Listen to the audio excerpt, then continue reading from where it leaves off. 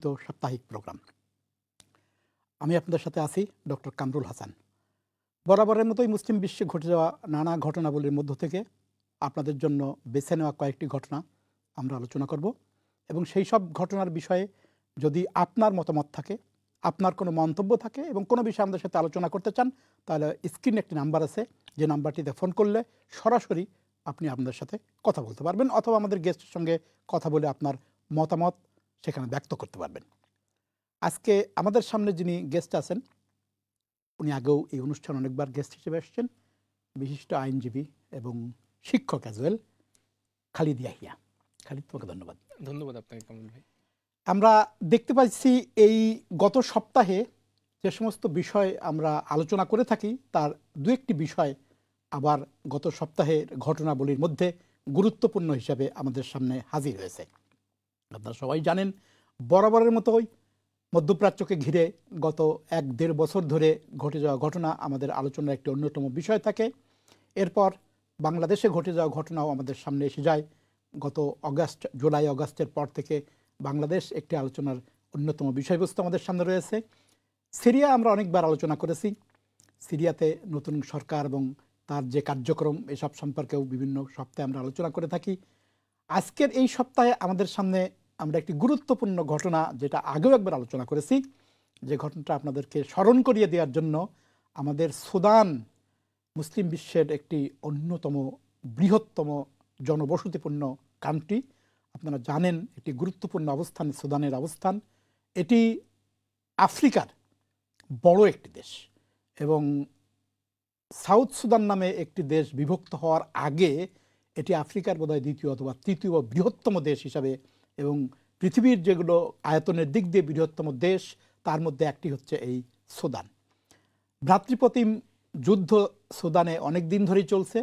গত সপ্তাহের ঘটনাবলীর মধ্যে এই সুদান আমাদের আলোচনার আজকে একটি গুরুত্বপূর্ণ বিষয়। আপনাদের সামনে প্রথমেই আমরা চলে যাচ্ছি এই সুদানকে কেন্দ্র করে কি ঘটেছে নতুন করে সেটি দেখার জন্য ছোট্ট একটি ডকুমেন্টারির পরে আমরা ফিরে আসব এ বিষয়ে আলোচনায়।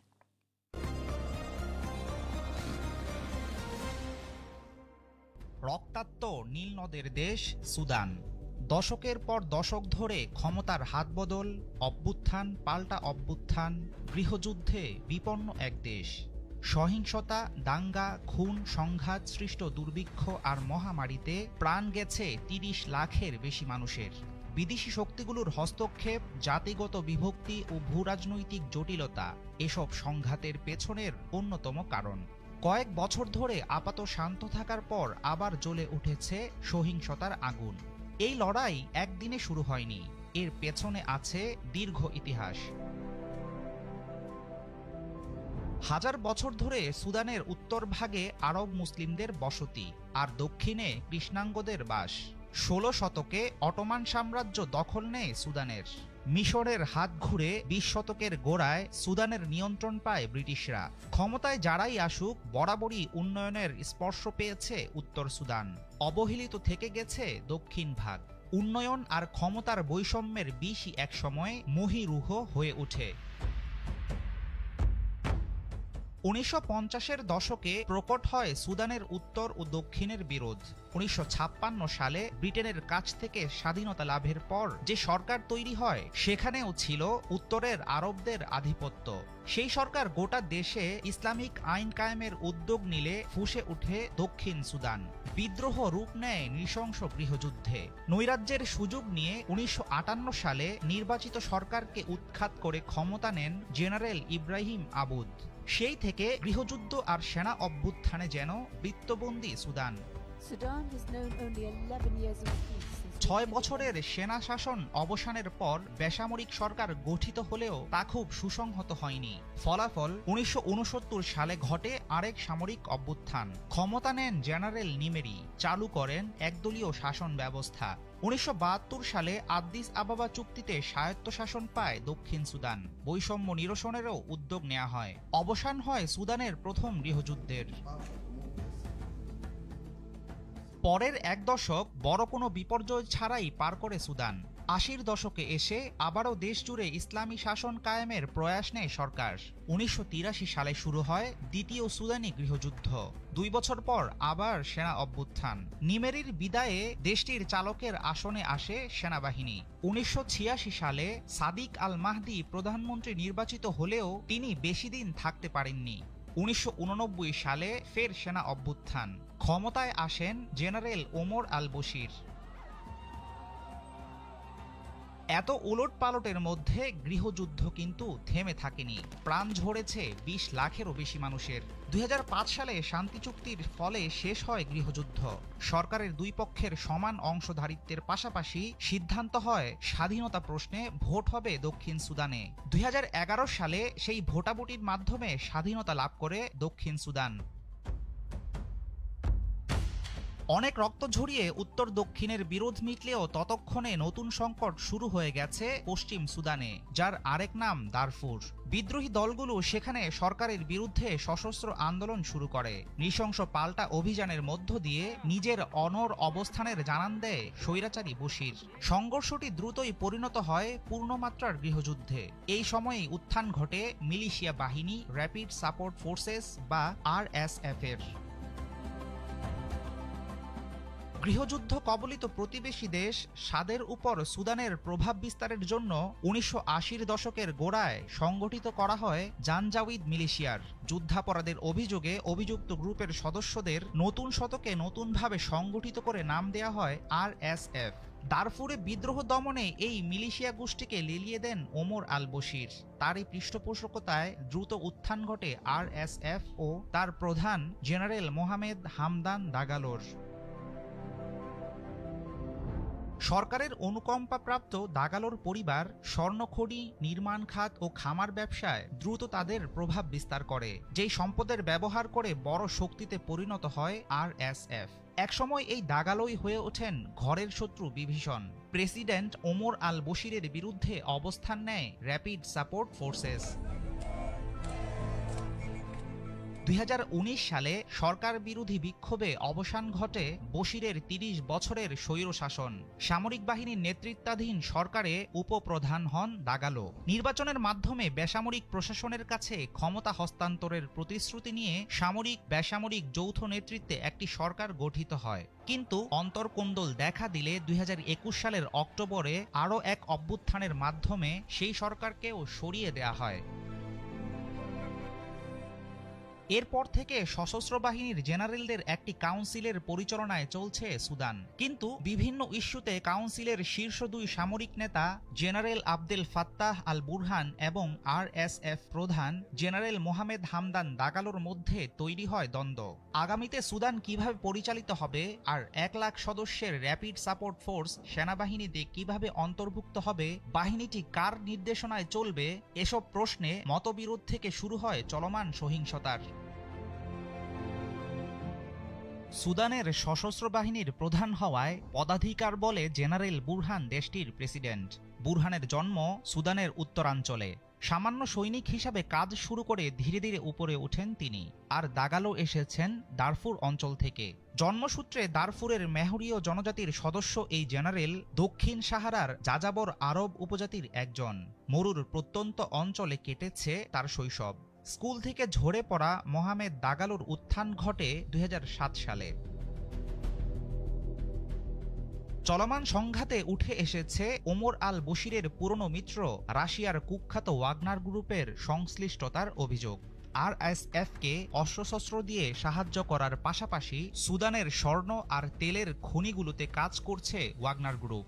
ইউরেনিয়াম অনুসন্ধান এবং দারফুর অঞ্চলে ভাড়াটে যোদ্ধা পাঠানোর মতো কর্মকাণ্ডে জড়িত আছে ওয়াগনার, এমনটাই ধারণা আন্তর্জাতিক গণমাধ্যমগুলোর।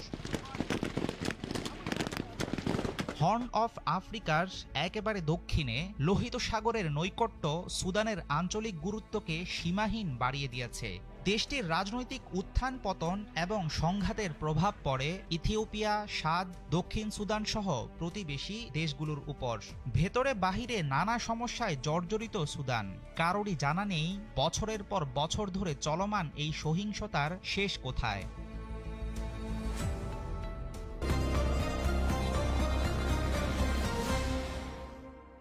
দর্শক মণ্ডলী, ফিরে আসছে ডকুমেন্টারির পরে।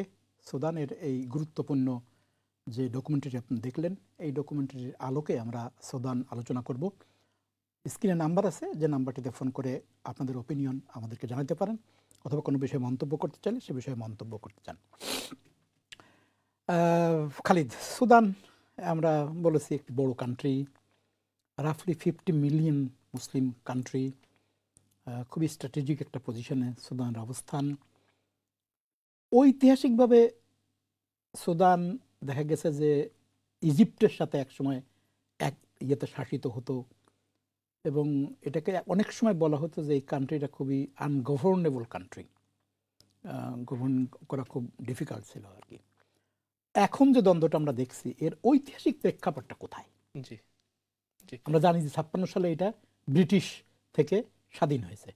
তো এখন যে দ্বন্দ্বটা, আমরা আসবো মূল দ্বন্দ্বে, কিন্তু তার একটু ঐতিহাসিক প্রেক্ষাপটটা যদি আমরা জানতে পারি যে কি প্রেক্ষাপটে সুদান আজকের এই দ্বন্দ্বে ফিরে আসলো, তাহলে আমরা বুঝতে পারবো যে এটার বর্তমান যে কনফ্লিক্ট চলছে এটার সমাধান কোন পথে, বা সমাধান হওয়ার জন্য কি রিকমেন্ডেশন আছে। এই জন্য একটু ঐতিহাসিক গভর্নিং প্রেক্ষাপট, যে কিভাবে স্বাধীন হওয়ার পরে সুদান এই অবস্থায় আসলো। জি, ধন্যবাদ কামরুল ভাই, এবং ইসলাম চ্যানেলের দর্শক মণ্ডলীকে ধন্যবাদ জানাচ্ছি। আজকে খুব গুরুত্বপূর্ণ একটা বিষয় আমরা আলোচনা করছি। যেমনটা আপনি বলছিলেন, সুদান কিন্তু 2011 সালের ভাগ হওয়ার পূর্বে পৃথিবীর 10ম বৃহত্তম দেশ ছিল আয়তনের দিক থেকে, এবং আফ্রিকার বৃহত্তর দেশ ছিল, যেটা আপনি মেনশন করলেন, আয়তনের দিক থেকে। এবং এখন উত্তর সুদান, মূল সুদান এবং দক্ষিণ সুদান ভাগ হওয়ার পরেও এখন পৃথিবীর 15তম বৃহত্তম দেশ আয়তনের দিক থেকে, এবং আফ্রিকার 3য় বৃহত্তম দেশ। এবং এর ভৌগোলিক অবস্থানগত কারণে এর গুরুত্ব অপরিসীম। এবং যেটা ডকুমেন্টারিতে আমরা দেখলাম, এখানে স্বর্ণ খনি এবং তেলের খনি রয়েছে, যেটা দুই পক্ষই, রাশিয়া সহ বিভিন্ন দেশে তারা এটা রপ্তানি করে থাকে। আমরা যেটা দেখলাম যে খুব অল্প পরিসরে যদি আমরা দেখি, তাহলে দেখব যে 1899 সাল থেকে 1956 সাল, এবং বিশেষ করে 1924 থেকে 1956 সাল, এই সময়টা মূলত মিশর এবং ব্রিটেন এই যৌথভাবে এটাকে শাসন করেছে। মূলত 24 থেকে 56 এই সময়টাতে ব্রিটিশ তারা এককভাবে এই দেশটাকে শাসন করেছে। এবং মিশর মনে করতো যে আমরা হয়তো সুদানকে রাখতে পারবো, একসাথেই থাকবো, যেটা আপনি মেনশন করলেন যে আনগভর্নিং একটা ল্যান্ড কান্ট্রি। এই কারণে মিশর 1956 সালের দিকে খেয়াল করলো যে যদি আমরা তাদেরকে আমাদের সাথে রাখতে চাই, তাহলে আমাদেরই স্বাধীনতা হয়তো দেরি হয়ে যাবে। এই জন্য তারা তাদের দাবি থেকে সরে যায়, এবং 53 সালের দিকে তারা একটা স্বায়ত্ত শাসন পায়, এবং 56 সালে ফাইনালি তারা স্বাধীন রাষ্ট্র হিসেবে তৈরি হয়। কিন্তু স্বাধীন রাষ্ট্র হিসেবে তৈরি হওয়ার পরেই আমরা পৃথিবীতে যে কয়েকটা রাষ্ট্র যারা ঐতিহাসিকভাবে অন্তর্দ্বন্দ্বে লিপ্ত, সুদান আনফর্চুনেটলি তাদের ভিতরে একটি দেশ। এবং 56 সাল থেকে দেখা গেল যে সেখানে গৃহযুদ্ধ, যেটা ডকুমেন্টারিতে দেখানো হলো। উত্তর সুদান, যেখানে বেশিরভাগ মুসলিম জনগণ বসবাস করে, এবং দক্ষিণ সুদান, যেখানে খ্রিস্টান ধর্মাবলম্বী অধ্যুষিত এলাকা। এইটাই মূলত দ্বন্দ্বের একটা কারণ, জাতিগত বা ধর্মীয় একটা বিষয়। 56 সাল থেকে 72 পর্যন্ত একটা ফেজ, এই ফেজে গৃহযুদ্ধ চলে। 72 থেকে 83 পর্যন্ত সেখানে একটা শান্তি চুক্তি হয়। 83 থেকে 2005 সাল পর্যন্ত এখানে একটা গৃহযুদ্ধ হয়, এবং 5 সালে এসে একটা শান্তি চুক্তি হয়। 5 সাল থেকে 11 পর্যন্ত এই একটা ফেজ, যেটা আপনি মেনশন করলেন যে আমরা হয়তো ছোটবেলা থেকে দারফুর যে ক্রাইসিস, এইটা আমরা শুনে আসছিলাম। দারফুর ক্রাইসিসেরও মূল বিষয় হচ্ছে যে সেখানে জাতিগত দ্বন্দ্ব, এবং বলা হতো যে একটা অংশ তারা অবহেলিত উন্নয়ন থেকে, এবং আরেকটা অংশে বেশি সেখানে প্রাধান্য দেওয়া হয়। এবং দারফুর ক্রাইসিসের কারণেই মূলত 1970 সালের দিকে এটা শুরু হয়, এবং 1994 সালে সেখানে মিলিটারি আবার যেটা হয় আর কি, মিলিটারি আবার সেখানে তাদের আধিপত্য বিস্তার করে। 2004 সালে এসে আমেরিকা তারা অভিযোগ করে যে সেখানে গণহত্যার অভিযোগ আসে, এবং 2006 সালে মূলত সেখানে শান্তি চুক্তি হয়। সেখানে মোটামুটি একটা অবস্থান আসে। বর্তমান যে ক্রাইসিস, সেটা যদি আমরা সংক্ষেপে দেখি, যে ওমর আল বশির একটু আসার আগে, বর্তমান ক্রাইসিসটা আসার আগে একটা বিষয় আমি একটু পরিষ্কার করতে চাই এবং আলোচনা করতে চাই। সেটা হচ্ছে যে একটা প্রবলেম দেখা গেছে সবসময় সুদানে, ভেরি সিমিলার টু অনেকটাই আগে টার্কির মতো আর কি, বারবার সামরিক এবং বেসামরিক গভর্নমেন্ট খুবই অল্প সময়ের জন্য কোন রকম জোড়াতালি দিয়ে তৈরি করা হলেও সামরিক গভর্নমেন্ট, শক্তিশালী সামরিক বাহিনী এসে সবকিছু তছনছ করে দিয়ে এইভাবে চলতে থাকে। আমি এটাই অ্যাড্রেস করতে চাচ্ছিলাম। অ্যাড্রেসের ক্ষেত্রে আমি এজন্য আসতেছি যে একটা সময়ে আমরা একজন সুদানি স্কলারের নাম ওয়েস্টার্ন ওয়ার্ল্ডে আমরা শুনতে পাই, এবং যিনি এই সামরিক শাসক যে ওমর হাসান আল বশির, যিনি ৩০ বছর শাসন করেছেন, এবং বর্তমান যে সংকট তার একটা বড় কারণ তো ওমর আল বশিরের ৩০ বছরের শাসন।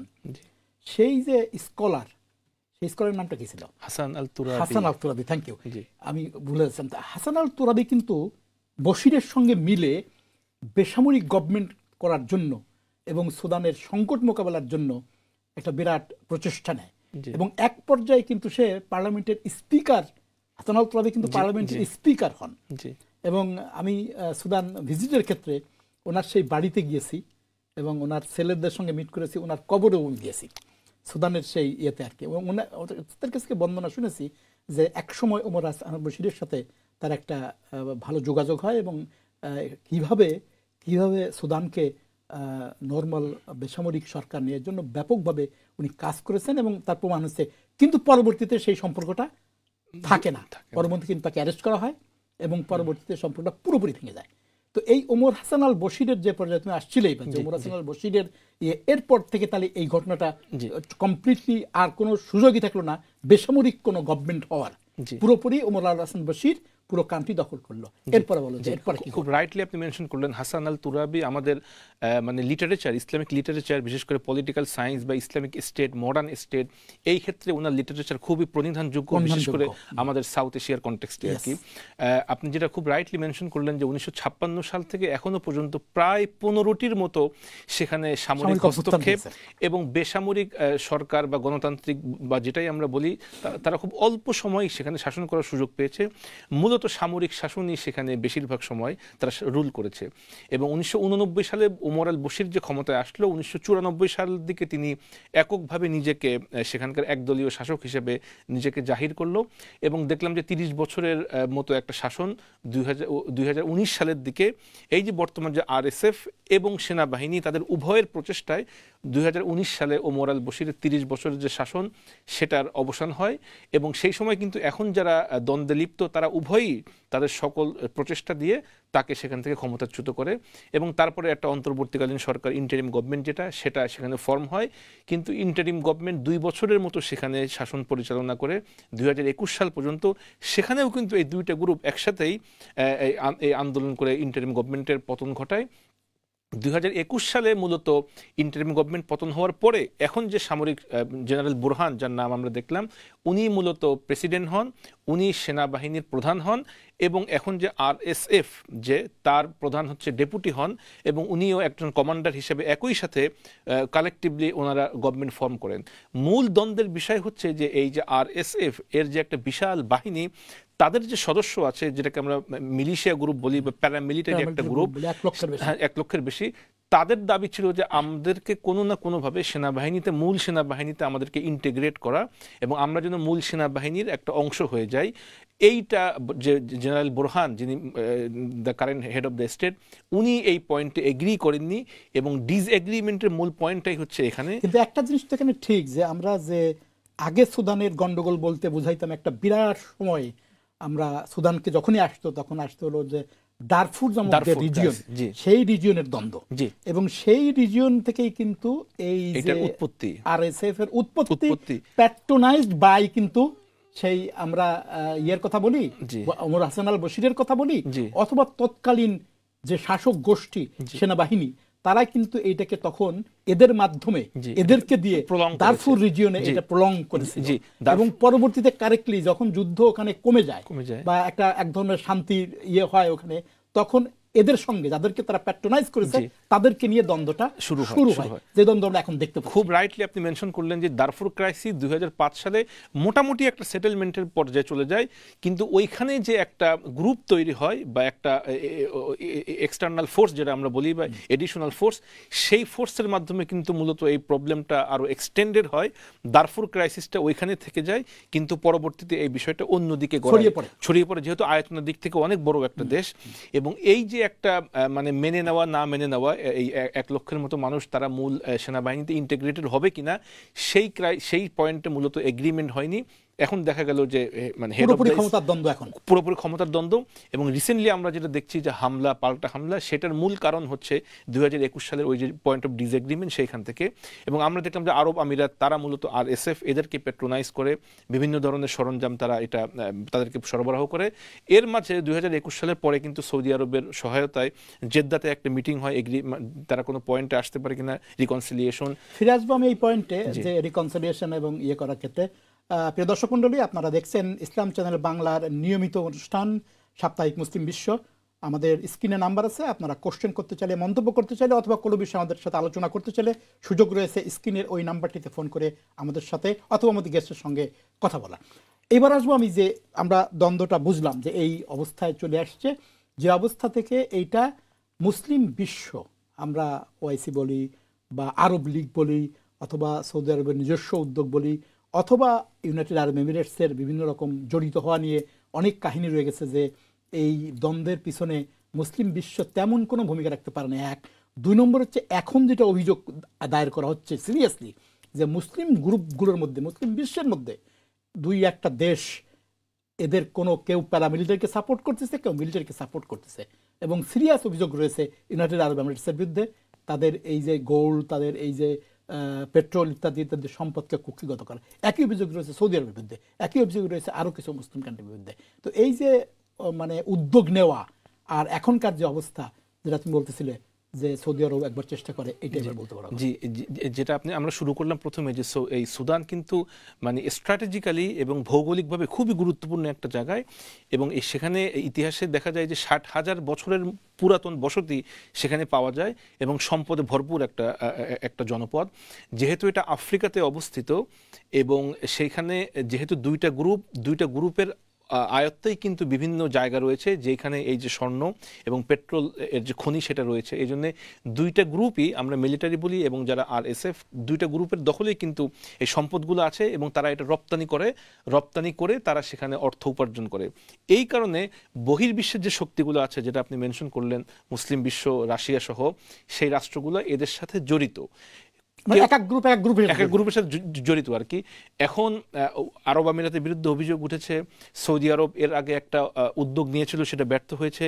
ইভেন যুক্তরাষ্ট্র 2023 সালে উদ্যোগ নিয়েছিল, কিন্তু সেই উদ্যোগ এটা ব্যর্থ হয়েছিল।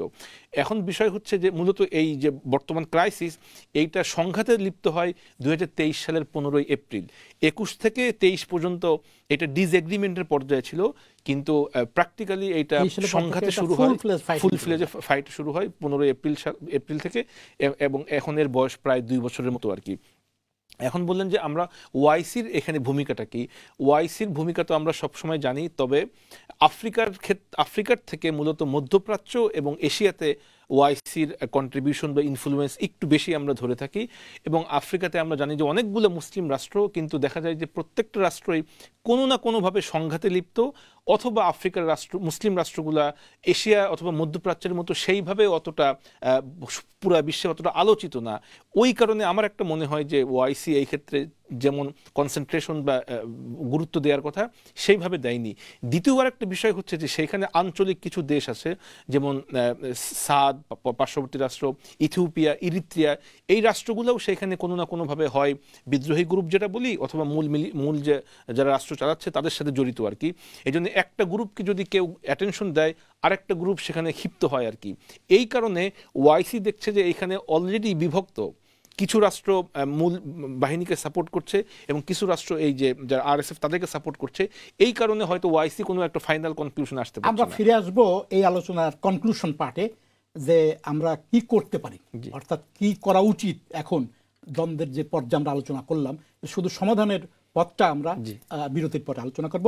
সুপ্রিয় দর্শক মণ্ডলী, আপনারা দেখছেন ইসলাম চ্যানেল বাংলার নিয়মিত প্রোগ্রাম সাপ্তাহিক মুসলিম বিশ্ব। আমরা চলে যাচ্ছি ছোট্ট একটা বিরতির পরে। আশা করি বিরতির পরে আমাদের সাথে এই অনুষ্ঠানেই আপনারা থাকবেন।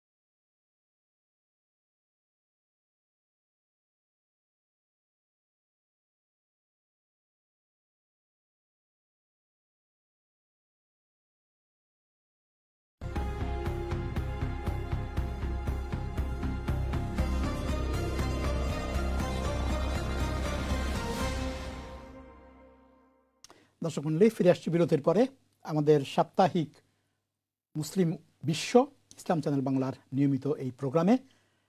বিরতির আগে আমরা আলোচনা করেছি সুদানকে নিয়ে এবং একটু অ্যাট লেংথ আমরা সুদানের যে বর্তমান ভ্রাতৃঘাতী সম্পর্ক সুদানের র্যাপিড ফোর্স এবং আর্মির মধ্যে, এবং বিশেষ করে গত 2 বছরের বেশি সময় ধরে এই রক্তক্ষয়ী সংঘর্ষের পরিণতি কী এবং এই রক্তক্ষয়ী সংঘর্ষ কোত্থেকে কীভাবে উৎপত্তি হলো সবটাই আমরা আলোচনা করেছি। আমরা শুধু এখন আলোচনা করব যে এটা সমাধান, দুঃখজনক হলেও সত্য, আমরা জানি যে এটা এমন একটা গোষ্ঠীগত স্বার্থে রূপান্তর হয়েছে যে যারা এটা সমাধান করার কথা তারা এখন আর কেউই এটা সমাধানের দিকে না গিয়ে বিভিন্ন রকম গোষ্ঠী স্বার্থ, বিভিন্ন রকম স্বার্থ উদ্ধারের জন্য তারা কেউ এই র্যাপিড ফোর্সকে সমর্থন করছে, কেউ আর্মিকে সমর্থন করছে। এবং ডিস্টিংক্টলি মুসলিম বিশ্বের বেশ কিছু কান্ট্রির বিরুদ্ধে এই অভিযোগ আছে। ঠিক একইভাবে এই অভিযোগ অন্যান্য ইউএসএ, রাশিয়া, অন্যান্যদের বিরুদ্ধে রয়েছে। এখন কোশ্চেন আসছে গত একটা আলোচনাতে যে মুসলিম বিশ্বের পক্ষ থেকে বা ওআইসির পক্ষ থেকে একটা প্রস্তাব আসছিল যে আমরা মুসলিম বিশ্বের কয়েকটা কান্ট্রিকে যদি দায়িত্ব দেওয়া হতো, শক্তিশালী কান্ট্রি যেটাকে আমরা D8, D10 বলে থাকি, Indonesia, Malaysia, Pakistan, even turkey one of the main group head করে এই সমস্যার সমাধানের দিকে যদি তারা চেষ্টা করতো তাহলে এর একটা সমাধান খুঁজে পাওয়া সম্ভব হতো বলে অনেকেই মনে করে। কারণ এক্ষেত্রে আফ্রিকান কান্ট্রি হলেও আফ্রিকান যে ইউনিটি আছে এগুলো তো যেহেতু এটা মুসলিম কান্ট্রি খুব বেশি ফাংশন হয় বলে মনে হয় না। তো আমাদের সামনে আজকে গেস্ট হিসেবে যারা আছেন, যারা এই মুহূর্তে টেলিভিশন খুঁজছেন, খালিদ ইয়াহিয়া যিনি বিশিষ্ট আইনজীবী। তো খালিদ, কি মনে হয় এই প্রস্তাবটার, যে প্রস্তাবটা নিয়ে এখন আলোচিত হচ্ছে যে এই ভ্রাতৃপ্রতিম যুদ্ধের এক ধরনের সমাধান হতে পারে যদি এরকম একটা গ্রুপ খুব সিরিয়াসলি, সিনসিয়ারলি কাজ করে এবং আদারওয়াইজ অন্যান্য কান্ট্রির যে প্রচেষ্টা, গ্রুপ ভিত্তিক প্রচেষ্টা, সবগুলোই ফেল হয়েছে এবং এটার সমাধান খুব কমই আমাদের সামনে দেখতে পাচ্ছি। What do you think about this kind of proposal এবং এইটাকে সামনে নিয়ে এটার সমাধান? জি, আমরা যদি সুদানের এই যে বর্তমান সংঘাত এর সমাধান যদি খুব সংক্ষিপ্ত আকারে আলোচনা করি, তাহলে সুদান দেখব যে আমরা আফ্রিকা মহাদেশে অবস্থিত এবং আফ্রিকাতেও কিন্তু একটা আফ্রিকান ইউনিয়ন আছে, যেভাবে ইউরোপিয়ান ইউনিয়ন, আফ্রিকান ইউনিয়ন আছে এবং যার প্রেসিডেন্ট দীর্ঘদিন যাবৎ জিম্বাবুয়ের সাবেক প্রেসিডেন্ট মুগাবে ছিল। তবে ইউরোপিয়ান ইউনিয়নের মতো আফ্রিকাতে তেমন কোনো কমন কারেন্সি নেই এবং তাদের সেই রকম ইনফ্লুয়েন্স নেই বাণিজ্য বা আনুষঙ্গিক বিষয়ে, ওয়ার্ল্ডের তাদের তেমন কোনো ইনফ্লুয়েন্স নেই।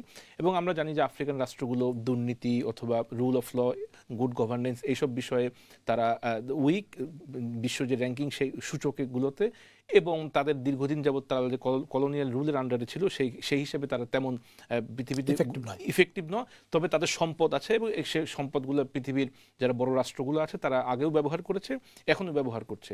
এখন বিষয় হচ্ছে এই বিষয়টা সমাধান কিভাবে হবে। সমাধান হতে গেলে যেটা আমরা দেখলাম যে আফ্রিকার অধিকাংশ রাষ্ট্র বা বেশিরভাগ রাষ্ট্র মুসলিম প্রধান এবং পার্টিকুলারলি সুদানের পার্শ্ববর্তী যে রাষ্ট্রগুলো আছে, সাদ, ইরিত্রিয়া, ইথিওপিয়া, এই রাষ্ট্রগুলো কিন্তু প্রত্যেকটাই মুসলিম রাষ্ট্র। এবং যে সমস্যা আমরা দেখছি, সমস্যা কিন্তু ইন্টার ব্রাদারহুড কনফ্লিক্ট, ভ্রাতৃপ্রতিম বা ভ্রাতৃত্বে মানে নিজেদের ভিতরে সংঘাত। এই সংঘাতটা কিন্তু সমাধান করতে হবে মূলত নিজেদেরকেই। তো যেহেতু সেইটা ব্যর্থ হয়েছে, এখন কি করণীয়? যেহেতু সুদান মুসলিম বিশ্বের একটা গুরুত্বপূর্ণ পার্ট, আয়তনের দিক থেকেও একটা গুরুত্বপূর্ণ রাষ্ট্র, যেটা আপনি রাইটলি মেনশন করলেন, সেই ক্ষেত্রে অন্যান্য রাষ্ট্রগুলো, কাতার, টার্কি, মালয়েশিয়া, ইন্দোনেশিয়া, ইভেন বাংলাদেশও এই ক্ষেত্রে একটা অ্যাডভাইজরি বা সুপারভাইজরি রোল প্লে করতে পারে। এবং 8টা বা 10টা মুসলিম যারা বৃহত্তম রাষ্ট্র, ইনফ্লুয়েন্সিয়াল রাষ্ট্র, তারা কিন্তু একটা আলাদা কমিটি গঠন করতে পারে যে মুসলিম বিশ্বের যে নিজেদের ভিতরে যে স্টেট টু স্টেট যে সমস্যাগুলো আছে অথবা উইদিন স্টেট, ইন্টার স্টেট যে কনফ্লিক্টগুলো আছে, সেইগুলোর সমাধানে এই সুপারভাইজারি বডি তারা কাজ করবে। এইটা একটা ওয়াইসি অ্যাপ্রুভড, তার মানে ওয়াইসির যে প্রত্যেক 56টা রাষ্ট্র সেইখান থেকে বাছাইকৃতভাবে একটা বডি ফর্ম করে এই সমস্যাগুলো সমাধানের ক্ষেত্রে অ্যাজ এ সুপারভাইজারি রোল তারা সুপারভাইজ করবে এবং তারা রিকমেন্ডেশন করবে এবং সেই রিকমেন্ডেশন ওই রাষ্ট্রগুলো তারা মানতে বাধ্য থাকবে। এমন একটা কনক্লুশনে যদি আসি তাহলে অবশ্যই এই সমস্যার সমাধান সম্ভব। তবে গুরুত্বপূর্ণ বিষয় হচ্ছে যে মুসলিম বিশ্বগুলো নিজেদের যে কনফ্লিক্টগুলো আছে, সমস্যাগুলো আছে, সেইগুলো নিজেদের সমাধান করা দরকার। গুড গভর্নেন্স এনশিওর করা দরকার, রুল অফ ল এনশিওর করা দরকার, এবং নিজেদের ভিতরে মানে সেক্স অথবা অন্তর্দন্ত অথবা জাতিগত যেই রেশিয়াল যে প্রবলেমগুলো আছে এইগুলো সমাধান করলে আসলে সামগ্রিকভাবে মুসলিম বিশ্বেরই কল্যাণ।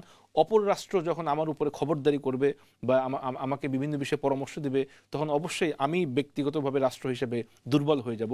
এই জন্য নিজের সমস্যা যদি নিজেদের সমাধান করতে পারি সেটাই মঙ্গলজনক। আমার মনে হয় আমরা সুদানের আলোচনা এখানেই শেষ করছি। আশা করি আমরা এই ইসলাম চ্যানেল বাংলার নিয়মিত অনুষ্ঠান থেকে যে ওআইসি অ্যাপ্রুভড কোনো কমিটি যদি সুদানের এই সমস্যা সমাধানের ক্ষেত্রে একটি শক্তিশালী উদ্যোগ গ্রহণ করে এবং সেই উদ্যোগের ফ্রেমওয়ার্ক যেটা আমরা আলোচনা করলাম, তাহলে এই সমস্যার সমাধানের ক্ষেত্রে গুরুত্বপূর্ণ ভূমিকা রাখবে বলে আমরা আশা করি।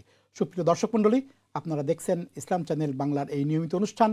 স্ক্রিনে একটা নাম্বার আছে, সেই নাম্বারে ফোন করে আমাদের সাথে কথা বলতে পারেন অথবা আমাদের গেস্টের সাথে কোনো বিষয়ে আলোচনা করতে পারেন। আপনাদের কোনো নিজস্ব অপিনিয়ন এবং মন্তব্য থাকলে সেটাও আপনারা করতে পারেন। আমরা চলে যাচ্ছি আমাদের যেটা নিয়মিত আমরা গাজাতে আমরা দেখেছি দীর্ঘদিনের কনফ্লিক্ট থেকে একটা সিজফায়ার হয়েছে। সিজফায়ারের শর্ত অনুযায়ী বিভিন্ন ফেজে যে জিম্মি আনা এবং ইত্যাদি ইত্যাদি যে কার্যক্রম, মোটামুটি অর্থে যদিও অনেকগুলো হিকাপ রয়েছে, মাঝে মাঝে সমস্যা তৈরি হচ্ছে, তারপরেও এটা আমরা বলতে পারি যে সিজফায়ারের ইয়েতে চলছে।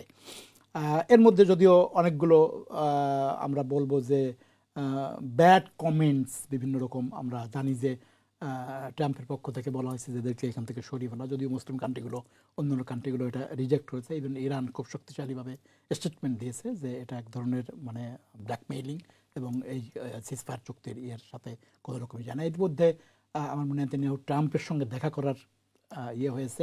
সব মিলিয়ে গাজার এখন পরিস্থিতি ফিউচারে কোন দিকে, কেমন দিকে এবং কিভাবে যাচ্ছে বলে মনে হচ্ছে? খুব সংক্ষেপে আমাদের সময় বেশি নেই। বিগত 1.5 বছরের ভিতরে অবশ্যই গাজার বর্তমান যে অবস্থা সেটা কিছুটা ভালো, অবশ্যই যদি আমরা কম্পেয়ারিং টু প্রিভিয়াস 18 মান্থস। তবে একটা অ্যালার্মিং বিষয় হচ্ছে যে প্রথম যে ফেজ, যেহেতু যুদ্ধবিরতির 4টা ফেজ আছে, প্রথম ফেজটা হচ্ছে যে 6 সপ্তাহ, তবে 16 দিন পরে এর দ্বিতীয় ফেজে কিভাবে যাওয়া হবে তার আলোচনার বিষয় ছিল। এবং আজকে সোমবার 3 ফেব্রুয়ারি সেইখানে প্রতিনিধিদের আলোচনা করার কথা ছিল কাতারে, তবে আনফরচুনেটলি ইসরায়েল সেই প্রতিনিধি পাঠায়নি। এবং এখানে বিষয় হচ্ছে যে আগামীকাল 4 তারিখে, যেটা আপনি বললেন যে ট্রাম্পের সাথে তার একটা বৈঠক। কলার আছে একটু আমরা কলার। হ্যালো কলার। আসসালামু আলাইকুম। ওয়ালাইকুম আসসালাম। ভালো আছেন আপনারা? জি ভাই ভালো আছি। আপনারা শুনছেন আমাদের কথা? জি জি, হ্যাঁ বলেন, আপনারা শুনছি আপনার কথা। যে আমার যে আপনারা সুদানের কথা মাত্রা জি, আর মুসলিম বিশ্ব কইরা যে এখানে টাইন কোনো একটা সমস্যা সমাধান করতে মুসলিম বিশ্ব তেমন কোনো লিডার নাই যে এটা সমাধান করার মতো প্রজ্ঞা অথবা সিনসিয়ারিটি নাই। এরা সব হইল গিয়া ওয়েস্টার্ন কান্ট্রির দলাল। ওয়েস্টার্নে কান্ট্রি জেলা কইব তারা উল্লাহ শুনে। সৌদি আরবিয়া হইল গিয়া আরো বড় দলাল ওয়েস্টার্নের। এরা চাই মাইল লাগাইয়া রাখতো, এরা স্বার্থ উদ্ধার হইতো, বুঝছেন? ওয়াইসি যেটা কইছো নিগুড়ে আমি কই ওই যে চা কফি খাওয়ার পার্টি, এরা বইলো চা কফি খাইলো আর মাতলো বসে। এরা কোনো কিছু আজ পর্যন্ত কোনো মুসলমান কান্ট্রিত কোনো কিছু এরা করছে না? এরা করার কোনো চেষ্টা আছে? আপনার কাছে সমাধান কি মনে হয়? আপনার কাছে কি হলে সমাধান হতে পারে? আমার সমাধান হইল গিয়ারি ইচ্ছা তারা নিজে নিজে সমাধান করতে হইব। এরা তো বেশি গ্রিডি, এরা গ্রিডি হইয়া নিজে নিজে মায়ের বাইয়ে মায়ের করিয়া নিজে যদি শেষ না করো, এটা শেষ কোনোদিন হইতো না।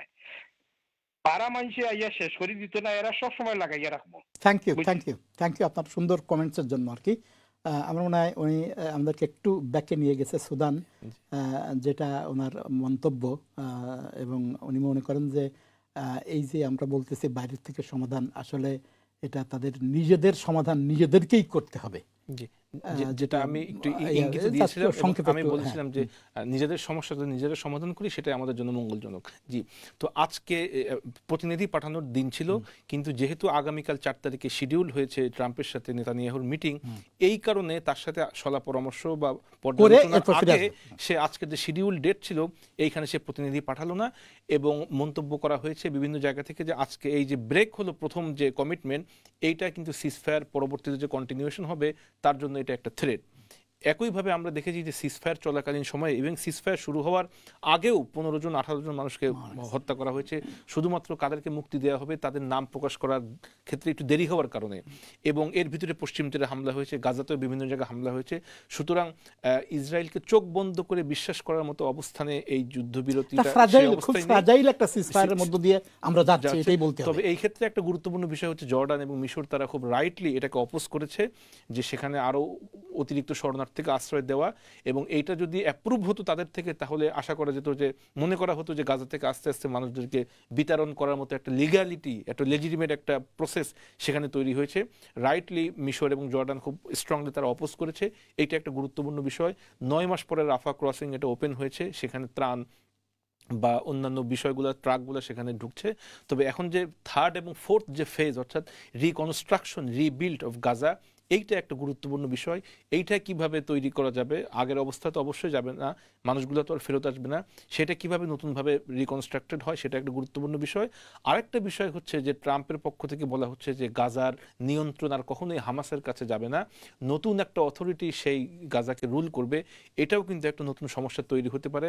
অর্থাৎ হামাসের দাবি হচ্ছে যে এইটা আমরা রুল করব, কিন্তু ইসরায়েল আমেরিকার পক্ষ থেকে বলা হচ্ছে নতুন একটা অথরিটি তৈরি করা হবে, অথবা নতুন একটা অথরিটি করা হবে। এই নিয়ে আলোচনা শুরু হয়নি এখনো, পিপিএল সেখানে একটা আলোচনা শুরু হচ্ছে। এইটাও একটা সামনের দিকে একটা সংঘাতময় পরিস্থিতি তৈরি হতে পারে।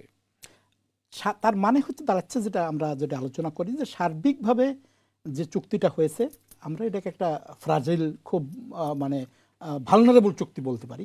যে ভালনারেবল চুক্তিটা এখন ফেজ বাই ফেজ এগোচ্ছে, দেখতে হবে ফেজ বাই ফেজ এটা কিভাবে এগোয়, এবং এর মধ্য থেকে আসলেই কি আমরা যাদেরকে বেশি করি ইসরায়েলের পক্ষ থেকে কি আসলেই তাদের এই মনোভাব যে তাদের শুধু এই জিম্মিগুলো মুক্তি পেলেই তারা অন্য ধরনের ভূমিকা নেয়, বা এই সেকেন্ড বা থার্ড ফেজের যে কন্টিনিউশন আলোচনা, এটা আমার মনে হয় টাইম উইল টেল আস, আমরা দেখতে পাবো আস্তে আস্তে এটা কোন দিকে জড়ায়। তবে সংক্ষেপে এতটুকু বলা যায় যে এই যুদ্ধবিরতিতে ইসরায়েলকে যে আনতে বাধ্য করার মতো সিচুয়েশনে হামাস গেল, এটা তাদের দীর্ঘ এই যে 15 মাস যাবত যুদ্ধ হলো, ক্ষয়ক্ষতি হলো, সামান্য হলেও পজিটিভ একটা বিষয় যে তাদেরকে টেবিলের শেষ পর্যন্ত একটা চুক্তি হয়েছে। Thank you Khaled. আমার মনে হয় এটা গুরুত্বপূর্ণ কথা যে শেষ পর্যন্ত এই হত্যাকাণ্ডের যেভাবে প্রতিদিন আমরা দেখছি 200-300 লোকের হত্যাকাণ্ড, সেখান থেকে মুক্তি অন্তত কিছুটা সময়ের জন্যও ফেজ বাই ফেজ এই চুক্তি কোন দিকে যায়, কিভাবে যায় সেটা আমরা দেখব এবং আলোচনা করব। এটি একটি চলমান নিয়মিত ঘটনা হিসেবে আমাদের এই ইভেন্টে থাকবে। আমরা ফিরে আসতেছি আমাদের বাংলাদেশ প্রসঙ্গে।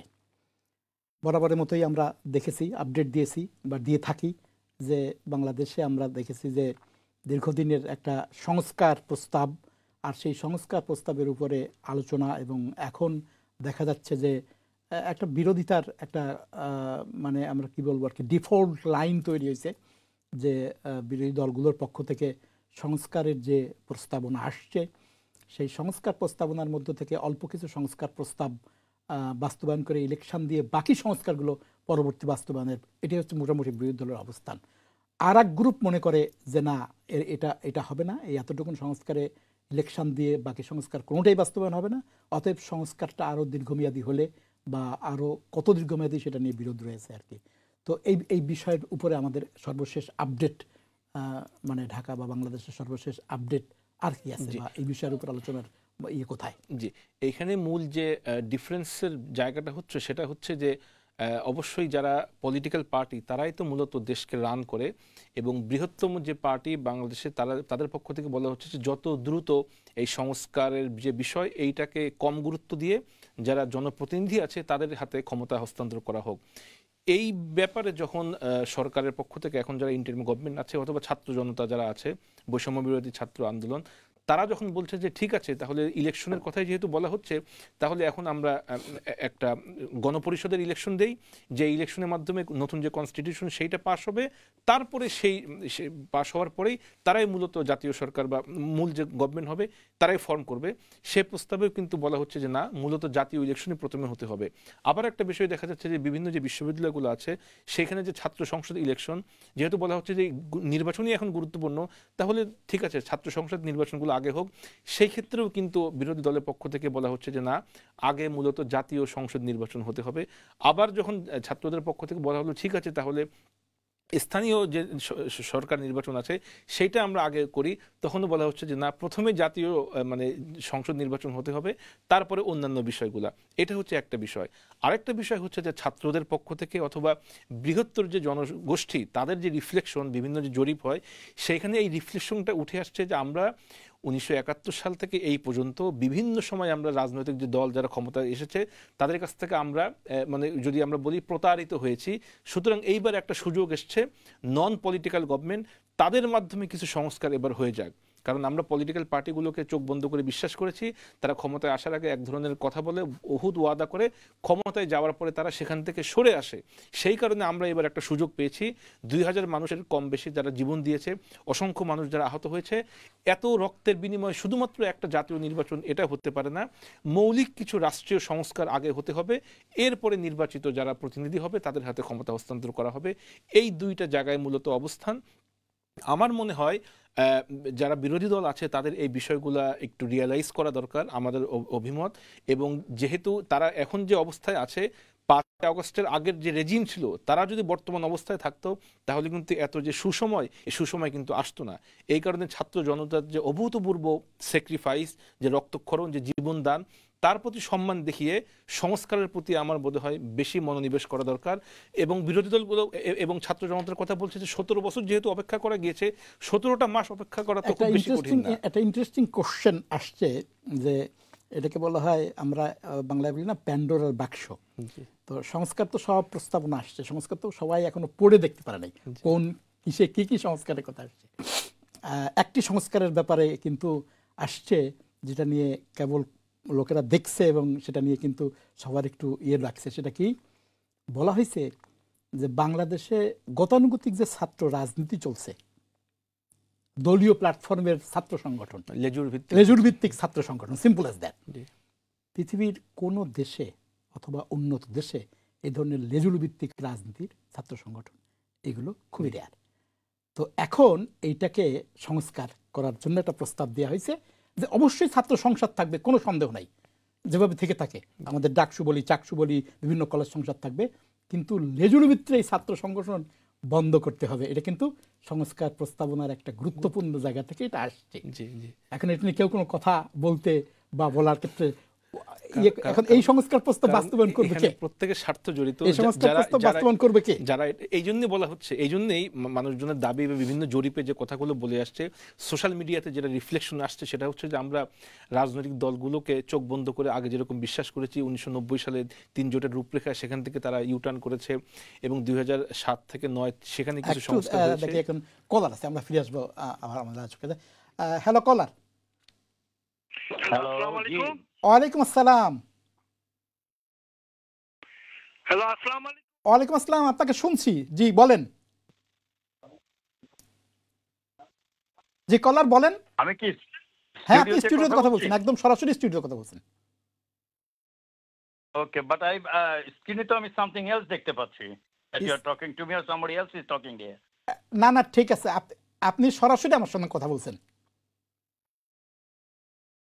আরে শিওর, আমি কিন্তু টিভিতে তা দেখতে পাচ্ছি। আপনি বলেন, আপনি সরাসরি আমার সঙ্গে কথা বলছেন, টিভিতে স্ক্রিনে কি আছে আমরা শুনছি, আমরা আপনাকে শুনতেছি সাপ্তাহিক মুসলিম ওয়ার্ল্ডের পক্ষ থেকে। আপনি বলেন আপনার প্রশ্ন, মন্তব্য অথবা কোনো বিষয়ে আমাদের সঙ্গে যদি আলোচনা করতে চান। But I am not convinced, আমি তো দেখতে পাচ্ছি না, ওনারা আলোচনা করছেন, তো আমি কাকে বলবো? আপনি বলেন, শুনছি তো আপনাকে আমরা।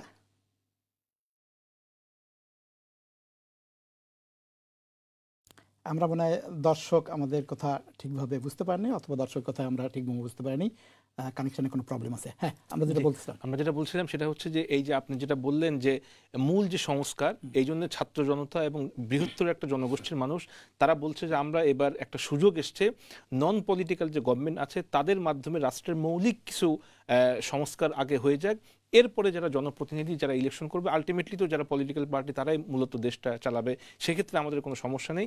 যেহেতু 17টি বছর বিগত একটা রেজিম ছিল, আর 17টা মাস অথবা 24টা মাস অপেক্ষা করা তো তেমন কোনো ক্ষতির কারণ না। এই কারণে একটা ডিফারেন্স অফ ওপিনিয়নের পর্যায়ের পলিটিক্যাল পার্টি এবং যারা অন্তর্বর্তীকালীন সরকার এবং ছাত্র জনতা এই একটা পর্যায়ে, তার মানে কি একটা বিষয়ে এখন তো আসতে হবে, যে বিষয়টা হলো যে আমরা একটা বিষয়ে রাজনৈতিক দলের দাবি যে শুধুমাত্র ইলেকশন কেন্দ্রিক সংস্কার বাদে কোনো সংস্কারের ব্যাপারে তাদের কোনো আগ্রহ নেই, সিম্পল অ্যাজ দ্যাট। কিন্তু রাজনৈতিক দলের বাইরে যারা আছে, যারা এই অভ্যুত্থানের ছাত্র জনতার একটা বিরাট অংশ বা অন্যান্য অনেক রাজনৈতিক দল আছে, সব রাজনৈতিক দলটা বলবো না আমরা, তারা চায় যে না, শুধুমাত্র সংস্কার কেন্দ্রিক নির্বাচন অথবা নির্বাচন কেন্দ্রিক সংস্কার নয়, এই সংস্কার প্রস্তাবের মধ্যে এরকম যেমন আমি একটা উল্লেখ করলাম এই মুহূর্তে, এরকম আরও গুরুত্বপূর্ণ সংস্কার রয়ে গেছে যেগুলো এই রাজনৈতিক দলের উপর আস্থা রেখে পরবর্তীতে করা ডিফিকাল্ট হবে। অতএব এই সংস্কারগুলো গুরুত্বপূর্ণ এবং সেগুলোকে আইডেন্টিফাই করা যে এই সংস্কারগুলো আমরা চাই এবং তার জন্য যে সময় লাগবে সেটাকেও ডিফাইন করা এবং সেই অনুযায়ী ইলেকশন তৈরি করা, ইলেকশনের ম্যানিফেস্টো বা ইলেকশনের রোড ম্যাপ তৈরি করা, এটি কি সঠিক পন্থা? না, এটা আমরা জানি যে বাংলাদেশে যারা জনগোষ্ঠী তার around half of the population তারা কিন্তু সরাসরি রাজনীতির সাথে জড়িত না, এবং অনেক মানুষ আছে যারা শুধুমাত্র ইলেকশনের সময় একটা দলকে ভোট দিতে হয় এই জন্যে ভোট দেয়, অনেক আছে যারা ভোটে অংশগ্রহণই করে না, অনেকে আছে যাদের রাজনীতির প্রতি কোনো আগ্রহই নেই, এবং কিছু মানুষ আছে বা অনেক মানুষ আছে যারা সরাসরি রাজনীতির সাথে জড়িত। এই জন্যে আমরা সমগ্র জনগোষ্ঠীকে কোনো রাজনৈতিক প্ল্যাটফর্মে আমরা মাপতে পারবো না যে এটা হচ্ছে তাদের রাজনৈতিক দাবি। একটু আমাদের কলার আছেন, তারপর আমরা ফিরে আসবো। হ্যালো কলার,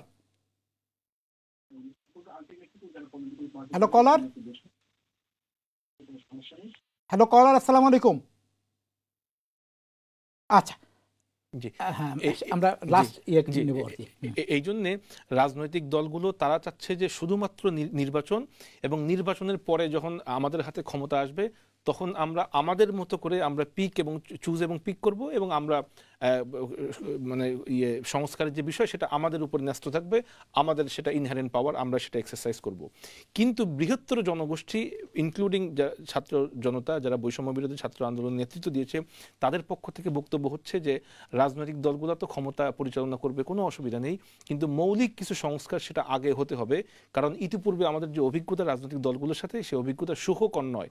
এই কারণে অনেক সময় দেখা গিয়েছে, এবং এটা তো অবশ্যই বিশ্বাসযোগ্য যে আমরা 5 বছর যে ইলেকশনগুলো হয়, ইলেকশনের পূর্বে রাজনৈতিক দলগুলো যে ম্যানিফেস্টো দেয়, রাজনৈতিক কর্মসূচিগুলো দেয়, 5 বছর পরে যদি সেগুলো অ্যানালাইসিস করা হয় তাহলে আমরা দেখব যে 10 to 15% বাস্তবায়ন করা হয়নি, এবং অধিকাংশ সেগুলো হচ্ছে আনটাচ থেকে যায়। সেটা হচ্ছে একটা প্রমিস, আমরা এটা করতে চেয়েছিলাম, হয়তো আমরা পারিনি। এইভাবে বারংবার মানুষের সামনে একটা প্রস্তাবনা দেওয়া হয়, মানুষকে আশ্বাস দেওয়া হয়, এবং প্রতিবার মানুষজন সেই বিশ্বাস হারায় রাজনৈতিক দলগুলোর প্রতি। এই কারণে এইবার তারা চাচ্ছে যে শুধুমাত্র একটা নির্বাচন কেন্দ্রিক সংস্কার আমরা চাই না, মৌলিক কিছু রাষ্ট্রীয় কাঠামোতে আগে সংস্কার হোক, এরপরে একটা সময় সেখানে এসে নির্বাচন হবে, এবং রাজনৈতিক দলগুলো যারা জনসমর্থন পাবে তারা রাষ্ট্র পরিচালনা করবে। Thank you Khalid. আমরা আমাদের বাংলাদেশের সংস্কার এবং নির্বাচন এবং সংস্কার, এই সংস্কার এবং নির্বাচনের মধ্যে যে ডামাডোল এবং যে আলোচনা এখন চলছে, আশা করব আমরা এই অনুষ্ঠান থেকে বারবারই আমাদের মতামত তুলে ধরার চেষ্টা করেছি, এবং আমাদের গেস্ট থেকে শুরু করে যারা আপনারা শ্রোতামণ্ডলী তারা শুনেছেন, বিভিন্ন সময় আমরা বলেছি যে সংস্কার আমাদের সামনে এসছে একটি বিশাল সংস্কার এবং একটি বুদ্ধিভিত্তিক কাজ, বিভিন্ন ডিপার্টমেন্টে সরকারের বিভিন্ন মন্ত্রণালয়ের এই সংস্কারের সবটাই সরকার করতে পারবে এমনটি নয়, এবং এটা মোটেই সম্ভব নয়। আপনারা জানেন অনেক সংস্কারে অনেক সময় নেবে, কিন্তু শুধুমাত্র নির্বাচনী সংস্কার না করে নির্বাচনী সংস্কারের সাথে সাথে আরও কিছু গুরুত্বপূর্ণ সংস্কার এই সরকার যদি করতে পারে তাহলে দেশ এবং জাতির জন্য সেটা কল্যাণ হবে, এবং সেই সময়টুকু নিয়েই নির্বাচনের রোডম্যাপ এবং রূপরেখা দেওয়া হবে, এবং রাজনৈতিক দলগুলোর সাথে মিলিয়ে একটি ঐক্যমতে আসা হবে। এই শুভকামনা করেই আমরা আজকের মতো আমাদের সাপ্তাহিক মুসলিম ওয়ার্ল্ডের ইতি টানছি। এটুকুই আমাদের আজকের সময় ছিল। সুপ্রিয় দর্শক মণ্ডলী, আশা করি আমাদের সাথে থাকবেন নেক্সট সাপ্তাহিক মুসলিম ওয়ার্ল্ডে। এবারে আল্লাহ হাফেজ।